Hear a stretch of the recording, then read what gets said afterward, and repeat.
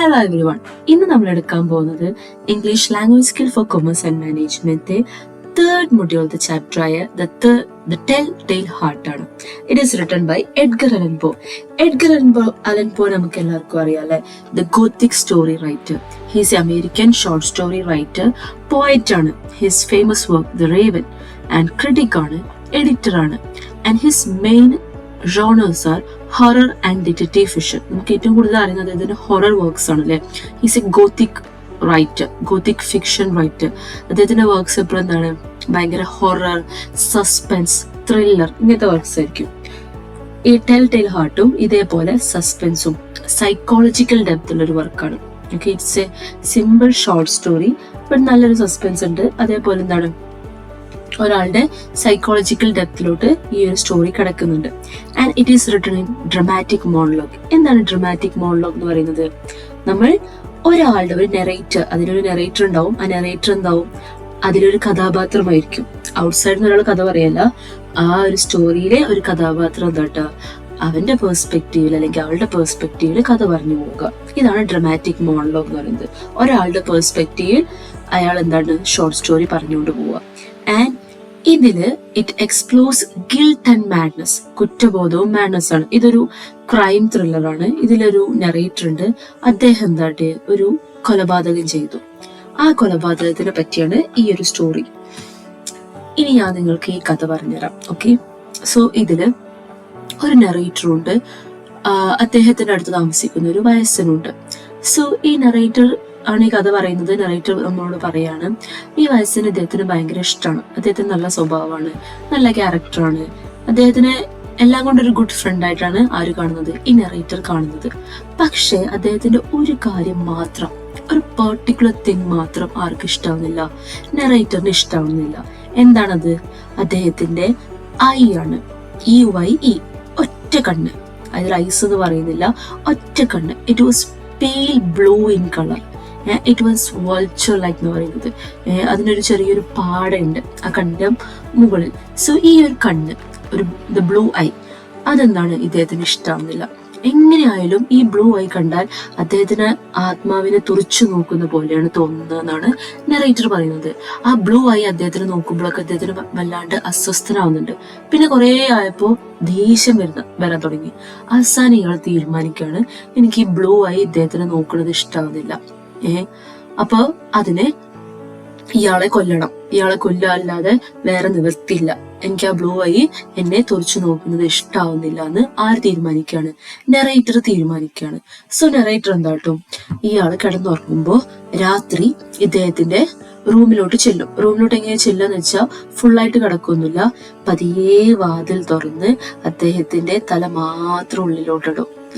അപ്പൊ അവിടെ ഫുള്ള് ഇരുട്ടായിരിക്കും. എന്നിട്ട് അവിടെ ഒരു ലാമ്പ് ഉണ്ട്. ആ ലാമ്പ് എന്താട്ടും പതിയെ ഓൺ ആക്കും. അതെങ്ങനെ, ലാമ്പത്തെ വിളക്കാണ് കേട്ടോ. വിളക്ക് എങ്ങനെയാണ് പതിയെ ഇതാക്കുന്നത്? അതിന്റെ ലൈറ്റ് ഇയാളുടെ ഒറ്റ കണ്ണിലോട്ട് മാത്രം ലൈറ്റ് വരുന്ന രീതിയിൽ. ബാക്കി നല്ലോണം ലൈറ്റ് ഇല്ലാതെ, മീൻസ് നല്ലോണം ലൈറ്റ് വന്നെന്താ, ഇയാൾ എണീക്കും. സോ അയാൾ എണീക്കാത്ത രീതിയിൽ അയാളുടെ ഒറ്റ കണ്ണ് മാത്രം സ്പർശിക്കുന്ന രീതിയിൽ ലൈറ്റ് ഓൺ ആക്കിയിട്ട് അയാളെ നോക്കി ഇദ്ദേഹം രാത്രി നിൽക്കും. പക്ഷെ ഇയാള് രാത്രി ആവുമ്പോ കിടന്നുറങ്ങാണ്ട് തന്നെ, കണ്ണടച്ച് കിടക്കാവുന്നതുകൊണ്ട് തന്നെ ഇയാൾക്ക് എന്താണ്, കൊല്ലാൻ തോന്നുന്നില്ല. സോ ഈ ഒറ്റ കണ്ണ്, ആ ഒരു കണ്ണ് അയാൾ എണീക്കാൻ വേണ്ടി, ആ കണ്ണ് കാണുന്നത് വരെ ഇയാൾ എന്താട്ടും വെയിറ്റ് ചെയ്യും. അങ്ങനെ ഈ രാത്രി ഓൾഡ് മാൻ ഉറങ്ങുന്നത് നോക്കി ഇങ്ങനെ വെയിറ്റ് ചെയ്ത് നിൽക്കും. പക്ഷെ ഇദ്ദേഹം രാത്രി എണീക്കുന്നില്ല. ലാസ്റ്റ് രാവിലെ ആകുമ്പോ എന്താട്ടും പഴയ പോലെ തന്നെ കൂട്ടുകാരെ പോലെ ഇദ്ദേഹത്തിനോട് സംസാരിക്കും. വയസ്സിനോട് ചോദിക്കും, ഇങ്ങനെ ഉണ്ടായിരുന്നു, നന്നായി ഉറങ്ങിയില്ലേ? അപ്പൊ വയസ്സിനും പറയും, ഞാൻ നന്നായി ഉറങ്ങിയിട്ടുണ്ട്. അങ്ങനെ ആ ദിവസം കടന്നു പോകും. അങ്ങനെ എല്ലാ ദിവസവും അദ്ദേഹം രാത്രി പോയി ഒളിഞ്ഞു നോക്കി എന്താട്ടും ഈ ഡോറിന്റെ അവിടെ തലയിട്ടിങ്ങ് നോക്കി വെയിറ്റ് ചെയ്ത് നിൽക്കും ഇദ്ദേഹം എണീക്കാൻ വേണ്ടി. പക്ഷേ എന്താണ്, കുറെ ദിവസങ്ങളായിട്ട് ഇങ്ങനെ ചെയ്തിട്ടും ഇദ്ദേഹം എണീക്കുന്നില്ല. ഇനി 8ാമത്തെ ദിവസം, 8th ഡേ ആയി. 8th ഡേ ഇയാള്, ഈ നെറേറ്റർ അവിടെ ചെല്ലാൻ കുറച്ചു വൈകി. രാത്രി കുറച്ചു വൈകിയാണ് ഈ ഒരു ഓൾഡ് മാൻ, വയസ്സനായ ആളുടെ കിടക്കുന്ന റൂമിന്റെ അടുത്തോട്ട് ചെല്ലുന്നത്. അങ്ങനെ റൂമിന്റെ അടുത്തോട്ട് ചെന്ന് ഇദ്ദേഹം എന്താട്ടും ഇതിൽ അദ്ദേഹം കൊലപാതകം ചെയ്യുന്നത് ഭയങ്കര ക്ലെവർ ആയിട്ടാണ് പറയുന്നത്. He's very clever. അദ്ദേഹം എന്താണ് ഈ വയസ്സിന് അറിയുന്നില്ല ഇദ്ദേഹം ആ റൂമിലോട്ട് തല ഒളിഞ്ഞിട്ട് നോക്കിക്കണത്. രാവിലെ എണീക്കുമ്പോൾ ഇദ്ദേഹത്തിന്റെ സംസാരത്തിലൊക്കെ ഇദ്ദേഹം എന്താണ് ഭയങ്കര ഹാപ്പി ആയിട്ട് നിൽക്കുകയാണ്. അപ്പോൾ ഒന്നും ഈ വയസ്സിന് മനസ്സിലാവുന്നില്ല. എന്ത്, എനിക്ക് അയാളെ കൊല്ലാനുള്ള ആഗ്രഹമുണ്ട്, ഞാൻ എന്നും അയാളെ കൊല്ലാൻ വെയിറ്റ് ചെയ്ത് നിൽക്കുകയെന്ന് ഈ വയസ്സിന് അറിയുന്നില്ല. സോ ഹീസ് വെരി ക്ലവർ ആയിട്ടാണ് എല്ലാ കാര്യങ്ങളും ചെയ്യുന്നതെന്നാണ് ആര് പറയുന്നത്, നെറേറ്റർ പറയുന്നത്. എന്നിട്ട് അന്ന് 8ാമത്തെ ദിവസം വൈകി ഇദ്ദേഹം എന്താട്ടും പതിയെ ഡോറ് തുറക്കുമ്പോൾ ആ ഡോറ് തുറക്കുന്ന സൗണ്ട് ആര് കേട്ടു, ഓൾഡ് മാൻ കേട്ടു. അന്ന് അവൻ ഉറങ്ങിയിട്ടില്ലായിരുന്നു. അവനൊന്ന് ഞെട്ടി. പക്ഷെ അവിടെ ആ റൂം ഫുള്ള് ഇരുട്ടായതുകൊണ്ട് തന്നെ ഓൾഡ് മാൻ വിചാരിച്ചു അത് വേറെ എന്തെങ്കിലും സൗണ്ട് ആയിരിക്കും. വിൻഡോന്റെ അവിടുന്ന് വല്ല പക്ഷികളുടെയോ അല്ലെങ്കിൽ വല്ല ചെടികളുടെയോ സൗണ്ട് ആയിരിക്കും എന്ന് വിചാരിച്ചു. എന്നിട്ട് വീണ്ടും ഇദ്ദേഹം അവിടെ ഇങ്ങനെ കിടക്കാണ്. സോ വീണ്ടും നടി പതിയെ ഇവൻ കുറച്ചുകൂടി ഡോറ് തുറക്കും. അദ്ദേഹത്തിന്റെ തല, നറേറ്ററിന്റെ തല അതിന്റെ ഉള്ളിൽ കൂടെ കൊള്ളണല്ലോ. സോ കുറച്ചുകൂടി ഡോറിനെ തുറക്കും. അതിന്റെ സൗണ്ട് കേൾക്കുമ്പോ ഈ വയസ്സനായ ആളും കേട്ടു പെട്ടെന്ന് എണീറ്റിരിക്കുകയാണ്. ഇദ്ദേഹത്തിന് പേടി തുടങ്ങി. ആരോ അവിടെ ഉണ്ട്, ഇത് എന്റെ തോന്നലല്ല, ഈ ശബ്ദം എന്റെ തോന്നലല്ലാന്ന്. ഇതൊക്കെ നെറേറ്ററിന് മനസ്സിലാകുന്നുണ്ട്. നെറേറ്റർ ഇങ്ങനെ മനസ്സിൽ വിചാരിക്കുക അവരിപ്പോ ഒരു തോന്നൽ വന്നിക്കണ്, ഇതെന്തോ വേറെന്തോ സംഭവം ഉണ്ട്, ആരോ ഇവിടെ എന്റെ കൂടെയുണ്ട്, ഇവിടെ എന്താണ് ചുറ്റും ഇരുട്ടായതുകൊണ്ട് തന്നെ ഒന്നും കാണുന്നില്ല. ആക്ച്വലി ഇദ്ദേഹത്തിന്റെ തല ആ റൂമിലോട്ട് ഇട്ടിട്ടുണ്ട്. പക്ഷെ ആ തല ഒന്നും ആര് കാണുന്നില്ല, ഈ വയസ്സൻ കാണുന്നില്ല. ബിക്കോസ് ഫുള്ള് ഇരുട്ടാണ്, റൂം ഫുള്ള് ഇരുട്ടാണ്. പക്ഷെ വയസ്സന് അറിഞ്ഞിട്ടുണ്ട് ഇവിടെ ആരോ ഉണ്ട് എന്നുള്ളൊരു തോന്നൽ വന്നിട്ടുണ്ട്. ബട്ട് വയസ്സിനൊന്നും ചെയ്യാൻ കഴിയുന്നില്ല. ബിക്കോസ് വേറൊരു സൗണ്ട് ഒന്നും കേൾക്കുന്നില്ല. അപ്പൊ വയസ്സിന് എന്താട്ടി അതേപോലെ കുറച്ചു നേരം ഇങ്ങനെ പേടിച്ചിരുന്നിട്ട് ലാസ്റ്റ് കിടക്കാണ്. പക്ഷെ ഇദ്ദേഹത്തിന് തന്നെ അറിയാം ഈ വയസ്സിന് ഇപ്പൊ ഉറങ്ങാൻ കഴിയുന്നുണ്ടാവില്ല. അദ്ദേഹത്തിന്റെ മനസ്സിലൊരു തോന്നലുണ്ട്, എന്ത് ഇവിടെ ആരോ ഉണ്ട് എന്ന്. പക്ഷെ അദ്ദേഹം അദ്ദേഹത്തിനെ തന്നെ സമാധാനിപ്പിച്ച് കടന്നുറങ്ങുകയാണ്. ഇല്ല, അതെന്തോ വേറെന്തോ സൗണ്ട് കേട്ടേക്കാരം അല്ലെങ്കിൽ എനിക്ക് തോന്നിയേക്കാരം എന്ന് വിചാരിച്ച് കടന്നുറങ്ങുകയാണ് എന്ന് ആര് തന്നെ പറയാം, നെറേറ്റർ തന്നെ പറയണം ഇങ്ങനെയൊക്കെ വയസ്സിന്റെ മനസ്സിലുണ്ടാവുമെന്ന്. എന്നിട്ട് അപ്പൊ നെറേറ്ററിന് ഉറപ്പായി അദ്ദേഹം ഉറങ്ങിയിട്ടുണ്ടാവില്ല. അപ്പൊ അദ്ദേഹത്തിന്റെ വെള്ള കണ്ണ് കാണാൻ വേണ്ടി, ബ്ലൂ ഐസ് കാണാൻ വേണ്ടി ഇദ്ദേഹം എന്താട്ടും ആ ലാമ്പ് ഒന്ന് തിരി കൊളുത്തും. അങ്ങനെ പതുക്കെ ലൈറ്റ് എന്താട്ടും കുറച്ച് അദ്ദേഹത്തിന്റെ കണ്ണിലോട്ട് മാത്രം, ഒറ്റ കണ്ണിലോട്ട് മാത്രം വരുന്ന രീതിയിൽ തിരി കൊളുത്തി നോക്കും. അപ്പൊ ആ ഒറ്റ കണ്ണ് തുറന്നു കിടക്കേക്കാരം. അങ്ങനെ അദ്ദേഹത്തിന് ദേഷ്യം വരുന്നു. അദ്ദേഹത്തിന് ഈ ഒരു വയസ്സിനെ കൊല്ലാൻ തോന്നുന്ന ആ കണ്ണ് അദ്ദേഹം കണ്ടു. അങ്ങനെ കാണുമ്പോ തന്നെ വയസ്സിന് എന്താണ് ഈ നെറേറ്ററിനെ കാണാണ്. വയസ്സിന് എന്താട്ടും ചാടി ബെഡിൽ നിന്ന് എണീറ്റ് ആർക്കും. അപ്പൊ തന്നെ ഇദ്ദേഹം എന്താട്ടും അവിടുത്തെ ബെഡ് എടുത്തിട്ട് ഇദ്ദേഹത്തിന്റെ മേത്തേക്ക് മറിച്ചിട്ട് അദ്ദേഹത്തിനെ ശ്വാസം മുട്ടിച്ച് കൊല്ലാണ്. അങ്ങനെ ശ്വാസം മുട്ടിച്ച് കൊല്ലുമ്പോ ഇദ്ദേഹത്തിന്റെ ഹാർട്ട് ബീറ്റ് ആര് കേൾക്കുന്നുണ്ട്, നെറേറ്റർ കേൾക്കുന്നുണ്ട്. ആ ഹാർട്ട് ബീറ്റ് എങ്ങനെയാന്ന് പറയുന്നത്, ഒരു വാച്ച് ഒരു തുണിയിൽ, ഒരു കോട്ടൺ തുണിയിൽ പൊതിഞ്ഞു വെച്ചാൽ എങ്ങനെ ഉണ്ടാവും നമ്മളെ വാച്ചിന്റെ ആ സൗണ്ട് ഉണ്ടല്ലോ, അങ്ങനെയാണ് ഹാർട്ട് ബീറ്റിന്റെ സൗണ്ട്. ഡിമ്മായിട്ടുള്ള വാച്ചിന്റെ സൗണ്ട് പോലെ, ഒരു കോട്ടൺ തുണിയിൽ പൊതിഞ്ഞു വെച്ചൊരു വാച്ചിന്റെ സൗണ്ട് പോലെയാണ് അദ്ദേഹത്തിന്റെ ഹാർട്ട് ബീറ്റ് തോന്നിയത്. അങ്ങനെ ആ ഹാർട്ട് ബീറ്റ് എന്താണ് കുറച്ച് കഴിഞ്ഞാൽ നിൽക്കുകയാണ്. ഇദ്ദേഹം മരിച്ചു എന്ന് ആർക്ക് ഉറപ്പാവാണ്, നെറേറ്ററിന് ഉറപ്പാവാണ്. അങ്ങനെ ആ ബെഡ് ഇദ്ദേഹം മാറ്റും. എന്നിട്ട് എന്താട്ടും കൈ വെച്ച് നോക്കും ഹാർട്ടിന്റെ അവിടെ. അപ്പൊ ഇദ്ദേഹത്തിന്റെ ഹാർട്ട് എന്താണ് മിടിക്കുന്നില്ല. സോ എന്താട്ടും ഇയാൾക്ക് മനസ്സിലാവും ഇയാൾ മരിച്ചിട്ടുണ്ട്. പിന്നെന്താണ് നെറേറ്റർ സൂക്ഷ്മമായി എവിഡൻസ് എല്ലാം നശിപ്പിക്കാൻ നോക്കുകയാണ്. ആദ്യം ഇദ്ദേഹത്തിന്റെ ഒരു ടബ് കൊണ്ടുപോയി അവിടെ കിടത്തി അദ്ദേഹത്തിന് ഓരോരോ കഷ്ണങ്ങളാക്കണം, ഡിസ്മെമ്പർ ചെയ്യാണ്. കഷ്ണങ്ങളാക്കി അദ്ദേഹത്തിന് ചോരൊക്കെ കളഞ്ഞ് കേകി കളഞ്ഞ് എന്താട്ടും ആ കഷ്ണങ്ങൾ കൊണ്ടുവന്നിട്ട് ഇയാളുടെ ബെഡ്റൂമിന്റെ ഫ്ലോർ പറയുന്നത് വുഡൻ പ്ലാങ്ക് വെച്ചിട്ടാണ്. അപ്പൊ നമുക്ക് അങ്ങനെ പറിച്ചെടുക്കാൻ കഴിയും ഫ്ലോറിന്റെ നിലം പറയുന്നത്. അപ്പൊ ഓരോരോ വുഡൻ പ്ലാങ്ക് പറിച്ചെടുത്തിട്ട് അതിന്റെ അടിയിൽ ഇദ്ദേഹത്തിന് എന്താട്ടും കുഴിച്ചു മൂടുകയാണ്.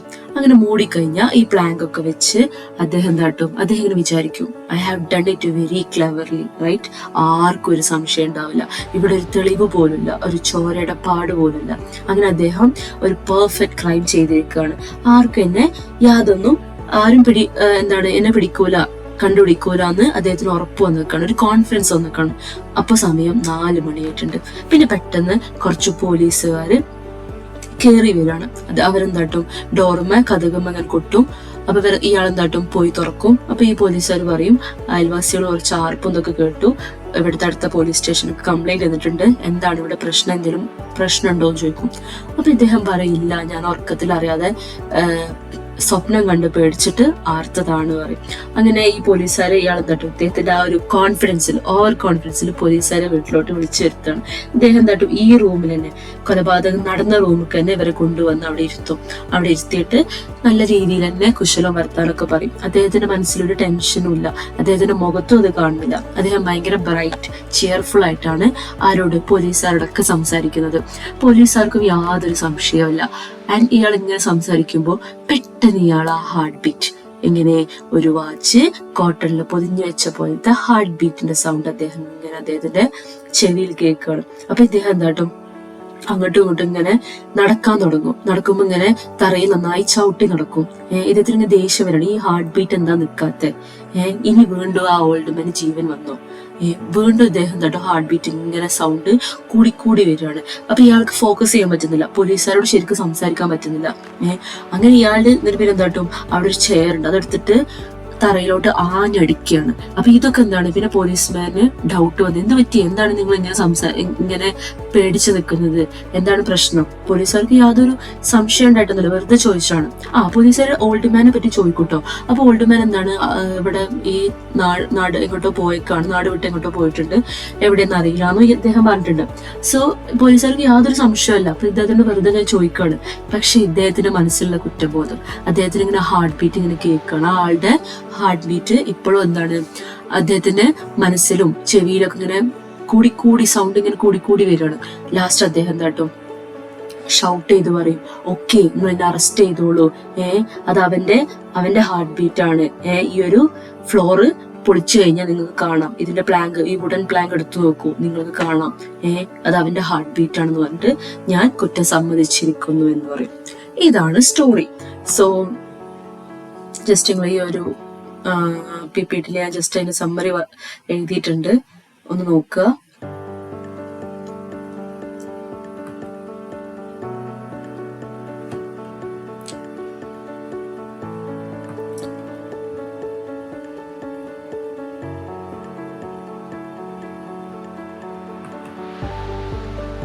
Okay, so I hope you all got it.